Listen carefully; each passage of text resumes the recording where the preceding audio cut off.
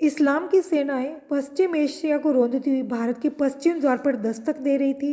भारत के राजाओं ने 9वीं सदी तक इस्लामिक आक्रांताओं को सिंध से आगे नहीं बढ़ने दिया था, किंतु 10वीं-11वीं शती में मालवा, गुजरात, सांभर, गौंड आदि छोटे छोटे राज्यों ने भयभीत होकर मुसलमानों के सामने हथियार डाल दिए।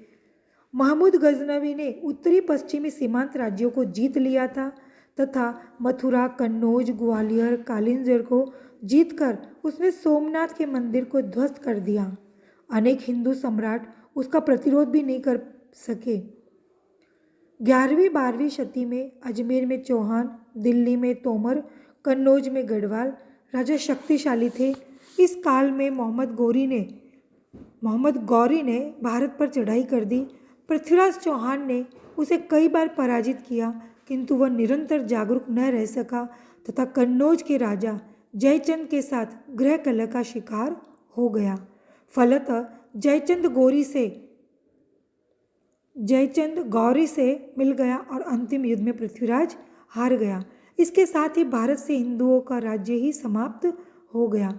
हिंदू राजाओं में व्यक्तिगत वीरता होते हुए भी व्यापक राष्ट्रीयता का अभाव था, इसलिए उन्हें पराजय का मुंह देखना पड़ा। ऐसे अराजकतापूर्ण और संकटग्रस्त युग में भी साहित्य का विकास हो रहा था। संस्कृत साहित्य में ज्योतिष, दर्शन और स्मृतियों पर टीकाएं लिखी जा रही थी। भवभूति और राजशेखर ने नाटक तथा काव्य के क्षेत्र में यथेष्ट प्रसिद्धि प्राप्त की थी। श्री हर्ष ने नैषध चरित, राजा भोज ने सरस्वती कंठाभरण में अपने कवित्व एवं पांडित्य का परिचय दिया था।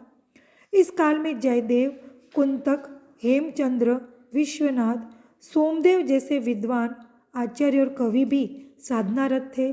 संस्कृत साहित्य बहुआयामी था, जो धीरे धीरे समाज और जीवन से कटता जा रहा था। साहित्यिक दृष्टि से यह युग संक्रांति और बहुमुखी प्रवृत्तियों का युग था, जिसमें नाथों, सिद्धों, जैनों तथा चारण भाटों ने निवृत्तिमूलक और श्रृंगार वीर रसों से युक्त रचनाएं प्रस्तुत करके आदिकालीन साहित्य को समृद्ध किया। धन्यवाद विद्यार्थियों।